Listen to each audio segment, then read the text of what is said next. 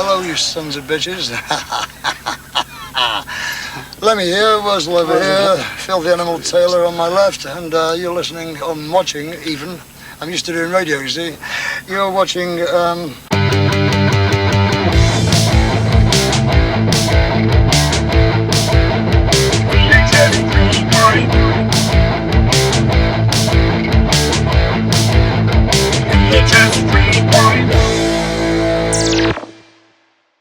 Hello again, people of the future. Welcome to another episode of VHS Rewind, the show where we unearth and revisit some precious relics of music past. And today, I hope you're ready for a big one. That's what she said, because we're going to be diving in to a one in a series of videos that some of you may have heard of called Hard and Heavy.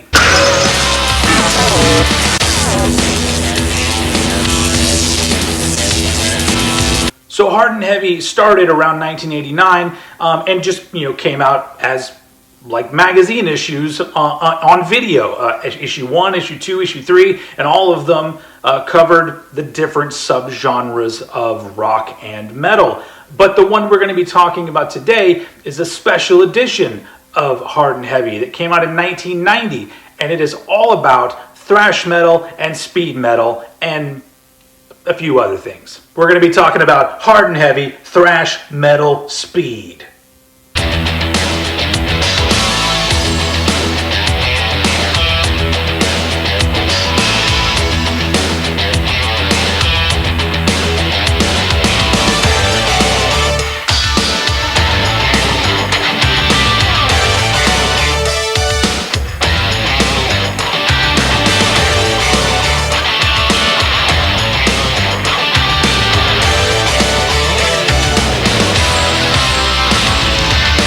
And it says right here on the box, folks, warning, this is not video for the weak. Parental advisory, explicit lyrics. Fuck yeah.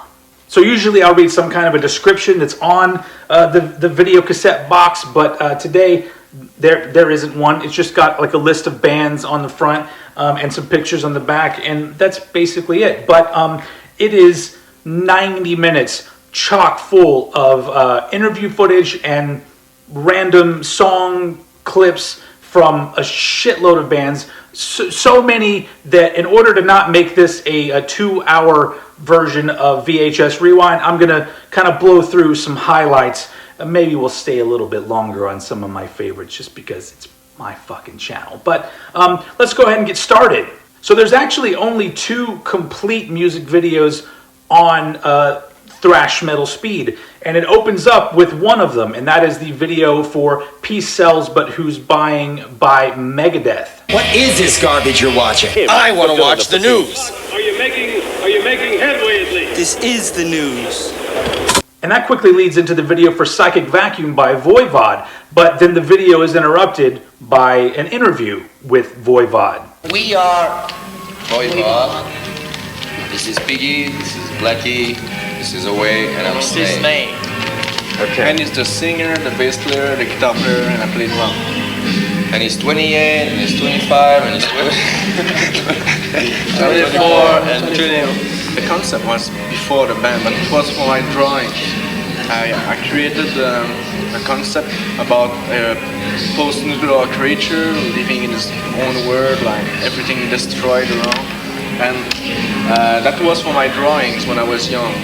But when we formed the band, I explained the concept to the other guys, and they thought it was interesting to have a band with a concept.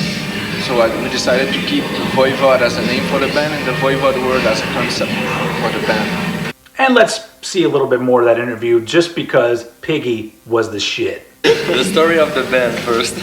That's it? Okay. We're in a small town up north, Quebec, okay, called Jonquière. Okay, and we just want to searching a way to make our life different than working in factories and things like that. Okay, so we decided to make a band. So throughout their interview, which is a few minutes long, everyone's is a few minutes long. There are different song segments that play, And unfortunately, most of them are either actual music videos or they've taken live footage and put the actual track from the album on top of it. So unfortunately, I'm going to avoid playing those on this video to avoid the future YouTube police from cracking down on me. But anyway, it quickly moves on, and interspersed between some of the clips is some of the classiest animation you're ever going to see. Oh. Oh. And then, speaking of classy, it moves straight into an interview with MOD, along with clips of their video for the song True Colors. And you get to see just how classy an individual Billy Milano truly is. When you got a chick in the back of the bus and you get her clothes off, she goes, I can't do this. I go, what the fuck are you doing naked on my bus then, you bitch? And then, quickly moving along, you then get an interview with Overkill. The attitude we have is Overkill. We portray it in the music, we portray it on stage. It's got to be that way. If it's not all, it's nothing. So you got to do it over the top. It's Overkill. It's an attitude. And there are some clips from their video for Hello from the Gutter. I'm probably just going to stop mentioning the fucking songs since I'm not playing them on the video. I apologize, folks. But soon after that, we get to what I think is probably the most entertaining interview in the entire video, and that is, of course, Motorhead. Can we get a shot of the furry thing up there? It's very nice. This is a furry thing. Look at this. See that? Look at that. Don't you wish you had one just like it? This is the world's first pure mink microphone. It reminds me of my cat's First interview I've ever done talking into a hamster.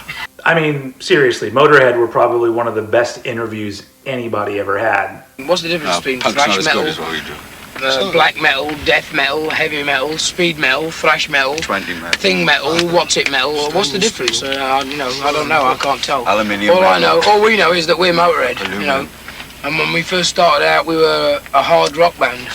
Heavy metal is a term that's been invented since, long after when we formed. As far as we're concerned, we Motorhead. We do what we do. Rock and roll band, I always thought, mate.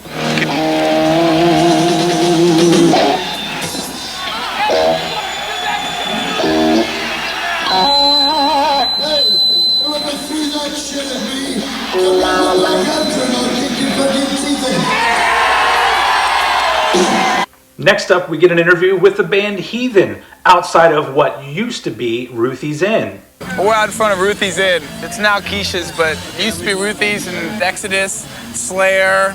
A lot of these older bands started here, and all the local bands used to play here. Big local scene here. Metallica played here, and it's been a real legendary club all these years. And of course, when most people talk about Ruthie's Inn, you usually seem to get some sort of odd story about an assault that people talk about longingly. Like, remember those good old days when we used to harm people for what they were wearing? I remember this one night when Exodus played, and it was like really violent night, and this one guy, like Paul Bailoff said, I want to see a dead poser. And a bunch of, Exodus kids just ran out and found this guy with spandex and slashed his throat, know. And appropriately, that story leads straight in to the Exodus portion of the video, where you get a pretty drunken interview with the dudes from Exodus. Baby truck, big guitar, believe it. Babaloo hunting, drum. Count Havoc from the planet Ravage. Imperial guitar. Robert Killer, beard, basically. Arachnia, Lord Slayer, central vocals. Let it go, we're Exodus! Yeah. Along with some live footage that unfortunately we can't play because it uses the original studio audio. But hey, Zetro, nice shirt. Sorry if I'm moving quickly, people, but I just don't want this to be the longest video you've ever seen. But how about let's slow down just for a bit, because now we're going to get into some Testament. And it's a Testament interview from the studio while they were recording their album, Practice What You Preach. Hi, we're Testament. We're down here at the studio recording a new record, Practice What You Preach. I'm Chuck. I'm Alex. I'm Eric. I'm Louie. I'm Greg. We're trying to capture our feel as a band. So we're trying to do all our tracks, pretty much, live, all together, so we all have the same feeling when we're playing the song. I got to include a bunch of clips of this. I mean, If future me is the same as past me, then Practice What You Preach is still my favorite Testament album. I'm assuming that I still have amazing taste in 2021.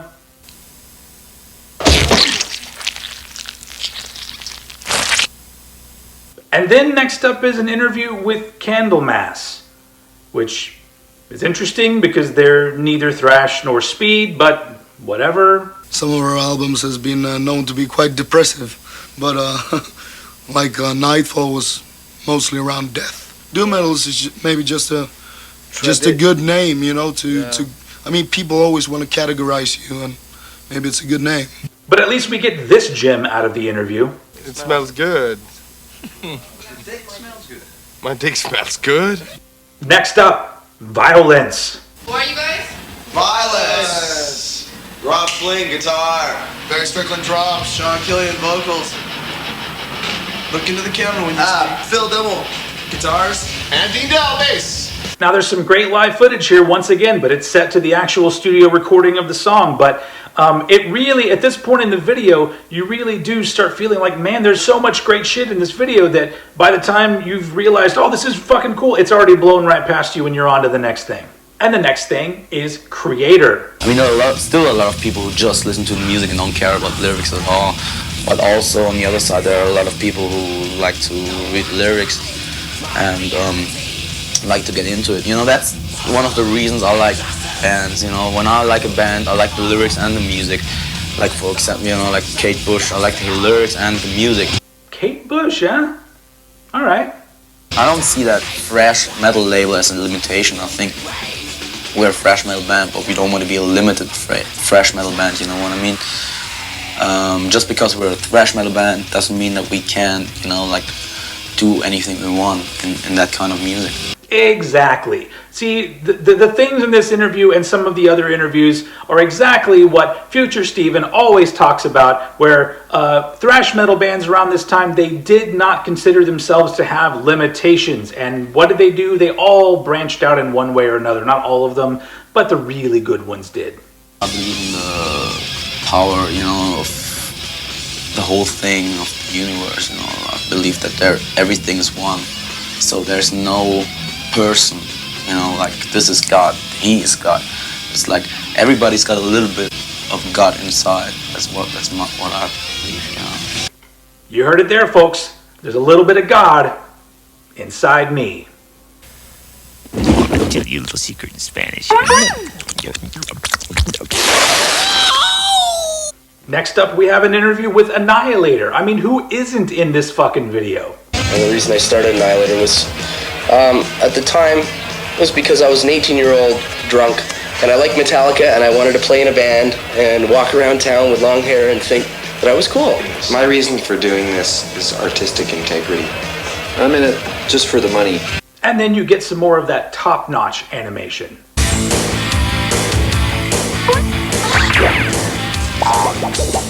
Next up, we get to talk to Celtic Frost. And this is Celtic Frost during the Cold Lake era of Celtic Frost, which to me is super fascinating because look, you see them there in their LA Guns and Aerosmith t-shirts. And of course you get some clips of the video for Cherry Orchards, and unfortunately I can't play it because of the audio, but here's some visual images to remind you of that great period of Celtic Frost. But if you can tell anything from the interview, you can already tell. You can already hear the beep, beep, beep, because they are backing the fuck away from that album. This album's going to be quite different to Cold Lake. It's going to be a lot more heavy. It's going to be a lot more avant-garde, but in a very advanced style, a very contemporary style. It's going to be very modern. It's going to be avant-garde without the horns that we used on Into the Pandemonium. It's going to be something very modern, something very, very Celtic Frost, but still with the straightforward edge that we had on Cold Lake, because we like that very, very much. And then, fucking Mordred. We started out with thrash, basically, and then we all kind of like, you know, wanted to go into something a little bit different. So at the time, we were listening to bands like Rick James and Living Color and Parliament. Old stuff. Early Cameo. Motown, a lot of the Motown. Yeah. Funkadelic Parliament. It just kind of just weaved itself, you know, into our writing style. More of that, please. We're going to be moving into a direction that is more heavy. It's heavy and also funky. So it's heavy metal without the metal and heavy funk. Is what it sounds like. Mordred wants to go into any kind of sound that appeals to them at the time. We incorporated funk because at the time we were very interested in the funk genre. Looking ahead, we could go into any kind of other music and branch it into the basic Mordred sound. And there's footage from the Every Day's a Holiday video. Man, I fucking love that band. That segment is way too short. Next up, Laz Rocket. Alcohol brings truth out, you know. We love a nigga. Can you say that again? What did you say about alcohol? Brings truth out. Oh, say it again. Truth. Alcohol. Start from the beginning. Alcohol brings this man to a true personal being. A true derelict. There's a boat! And that brings us to the second full music video on thrash metal speed, which is a video that isn't thrash nor speed. It is the uncensored video for the song Mother by Danzig. And from what I gather, like, the uncensored part is just the fact that he rips open a chicken at the end of it. I guess that's it. But, you know, whatever. I guess kind of exciting. And we are nowhere near done yet, folks. You see why I'm moving so quickly? Next up is Coroner. I mean, seriously, you get your fucking money's worth out of this video. They talk to fucking everybody. Get out of here. Get this guy out of here. Come on, this is TV. All right. Just tell us, say cut or whatever, okay? Yeah. Okay, tell us. Yell that shit out. Tell us. Watching hard. Fucking crazy.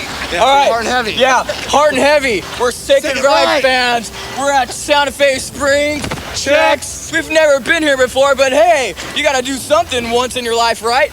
Sacred Reich's gonna play here in about maybe 15 minutes from now. Yeah, me and him are friends too.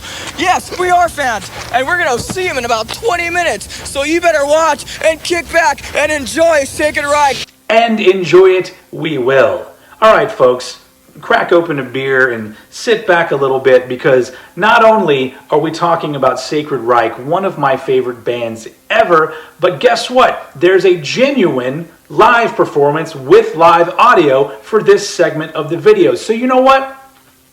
We're just going to watch the whole goddamn thing. Not only because it's Sacred Reich, but also because it's my fucking show.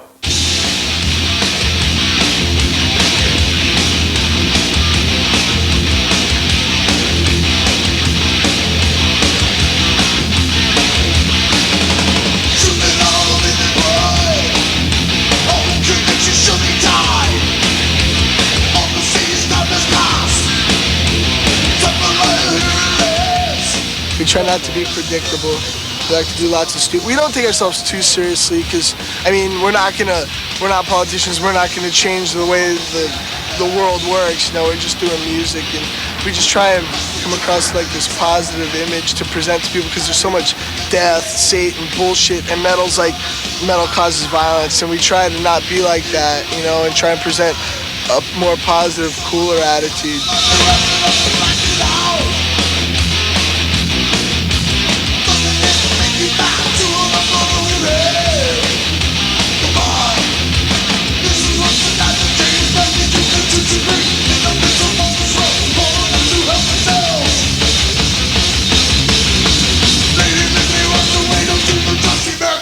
Sometimes if you didn't know what was going on and weren't aware of what was happening, and you look at a bunch of kids slamming into each other, you go, wow, you know, what's going on? These kids are crazy. But it's just, you know, another way for people to let out a little steam, you know, and have a good time and go see a band that they like.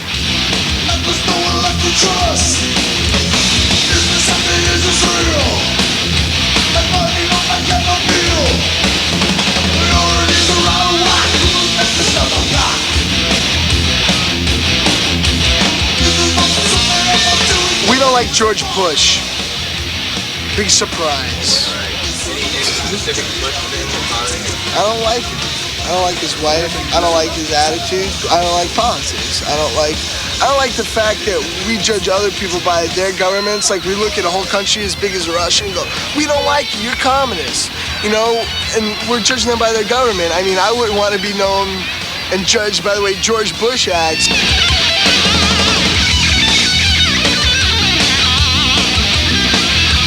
album's gonna be called The American Way. And it's just like we had an album called Ignorance, which was like a broad political spectrum type of album, and like Surf, which dealt with stuff in, you know, in Central America and stuff like that. But the new stuff is like bringing it home more, you know, looking at ourselves, because the whole idea is you gotta get yourself right before you go around trying to change everybody else and change the way other people think.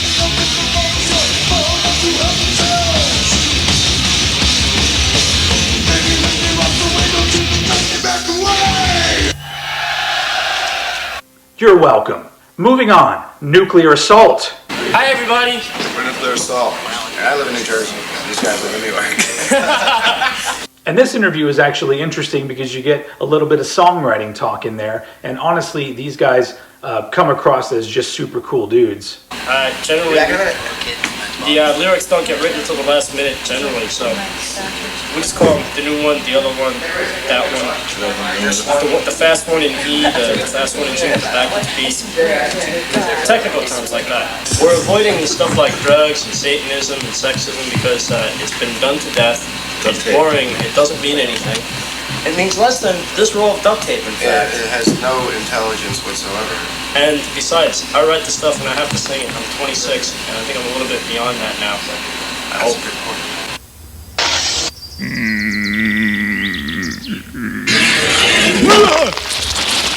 And then on to another one of my favorites. Let's have dinner with Forbidden. Tonight's dinner, since we can't afford to eat dinner, since we're getting paid. Maybe we're getting paid. Tonight we're eating Jenny's Cuisine Salisbury steak. Oh, there's still more left. Oh, with including maggots and everything. My name's Matt, on bass over here for that band Forbidden from San Francisco. Yeah, and I'm the guitar player for that band Forbidden from San Francisco. And I'm Paul, I play drums. For that band, I also play guitar. I'm Russell, I sing. Rock Against Drugs. Just one of those anti-drug thrash metal bands. From hell. Are you guys really anti-drug? No, we're not. We're just full of shit. Why'd you decide to play heavy metal, speed metal instead of, say, something more commercial like Bon Jovi? Hairspray costs too much. It shows the aggressiveness is what we like. I can't afford a haircut either, especially this guy. I hate to say it, we still have melody involved in all that. You don't hate to say that. No, I don't hate to say it. I just some melody in the music. Yeah, there's a lot of melody aggressiveness with melody. Once again, unfortunately, there's live footage of them doing Chalice of Blood, but not with the live audio, and that sucks because that song fucking rules. Just pause this and go listen to Chalice of Blood right now. Okay, we're back? All right, cool. And of course, I wouldn't be happy with any thrash metal video if it didn't have an interview with... We're from New York. We hate everybody. We are scumbags. We No never matter. get to say fuck. Fuck. Fuck. Fuck. Fuck. And it's funny how like a lot of the other interviews are like in parking lots or outside in front of buildings or venues, and theirs is in somebody's living room, which that's fine. But they talk about a lot of different shit. What it's like being in a band. It's not difficult. Hard to start a band. You just do it. It's just hard to remain a band. That's all. Why is it hard to remain? Just attitude problems, and just certain people don't fit the group the right way you want to have it. People don't really give you a chance to play either. It costs money to have a band. It costs a lot of money to have a band. Then you want to make a demo. It costs a lot of money to make a demo. Then you got to live to eat if you want to, you know. Most don't make any money, you know, for years. Everything goes into the band. It's really hard to find a place to rehearse, probably more than anything in New York. You got to play to eat. Where did you rehearse in that? Jamaica, Queens. That's where we rehearsed. Right next door to LL Cool J's room. They talk a little bit about Johnny Z and Megaforce Records. Johnny Z had a record store. It wasn't even a record store. It was like it was in a flea market, and it was just put up with cardboard walls. Yeah. And he would have the best, He had the heaviest albums though. Yeah, best record store you could ever want. You go in there and you wind up spending like $50, you know. And at the time he had he signed Raven and a new band called Metallica. It was even before that though. Yeah. He was doing shows first as a promoter in New York in '82, and he did the one show out in Jersey with Anvil, and then he did his big show, which was the Headbangers Ball at the St. George Theater in Staten Island on Halloween in '82 with Raven, Anvil, and Riot. It was pretty much, Raven was a real underground band then, and we just figured this is the guy to get in touch with because he sort of knows what's going on with this kind of music. And he brought Venom over for the first time in '82. And we just started, then we would just go to his store every weekend and bug the hell out of him. He used to make us pay for his albums too. But it was great because then he decided to start his own label because, you know, he was involved with these bands, you know, us and Raven and Metallica, and he really didn't know what to do with it. No major labels wanted to have anything to do with it, so he decided, well, I'll start my own label. And you get some clips from the Antisocial music video, which I'm sure a lot of you have seen plenty of times. And there's a great moment where they pan across the band and I'm all like, do they all have the same hairdo? Fascinating. And then we get to wrap things up with an interview of the guy that started it all, Mr. Ozzy Osbourne. In this video, spelled O-Z-Z-I-E Osbourne. Okay, whatever. I mean, this is just your quote-unquote legends on film section, but you don't really know how to spell the name of the dude that you included? Okay, that's fine. So, of course, Ozzy talks about Black Sabbath. It was the best job I ever got fired from. Because they had a challenge. I mean, whatever I've said about Tony Iommi in the past was a lot of anger and a lot of bitterness on both parts. But I've got to be truthful to you. He's one of the greatest all-time riff merchants. And then you get a little bit from Tony Iommi. I really like Ozzy, but it's just, I think, a lot of other things that sort of got in the way, you know, and caused problems, really. For example? Just main things that's gone on via press people, really, from one person to another, saying, oh, so-and-so said this about you, just passing on, causing problems, you know, stirring the shit, if you like. And you get some clips from the video for Thrash from the 1983 Black Sabbath album Born Again, which is interesting because this video was from 1990 when there had been plenty of other Black Sabbath releases. I guess they didn't consider them noteworthy. Does anybody? And of course, the same thought goes through my head. This isn't Speed or Thrash, but to be fair, Speed and Thrash would not exist without these dudes. So, seems like an appropriate way to wrap this shit up. And so that wraps it up for the hard and heavy thrash metal Speed special. Woo! I mean, a lot of shit in this. And as usual, let's take a look at the video cassette. There you go. Hard and heavy. There's that big old FBI warning. Don't fucking copy this shit. So that's it for this edition of VHS Rewind.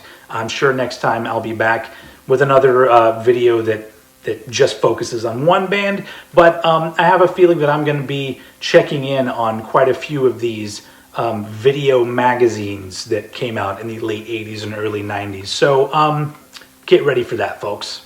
All right, so it's time for me to get out of here. I'm going to head on back to the past. Please enjoy yourselves. Take care of the future, because I don't want to get there and find out that everybody's a fucking asshole. Come on, man. Okay, thank you for watching. Have a good future. So, if you don't watch, keep watching till the end, and if you don't, I'll come around and screw your old lady, okay?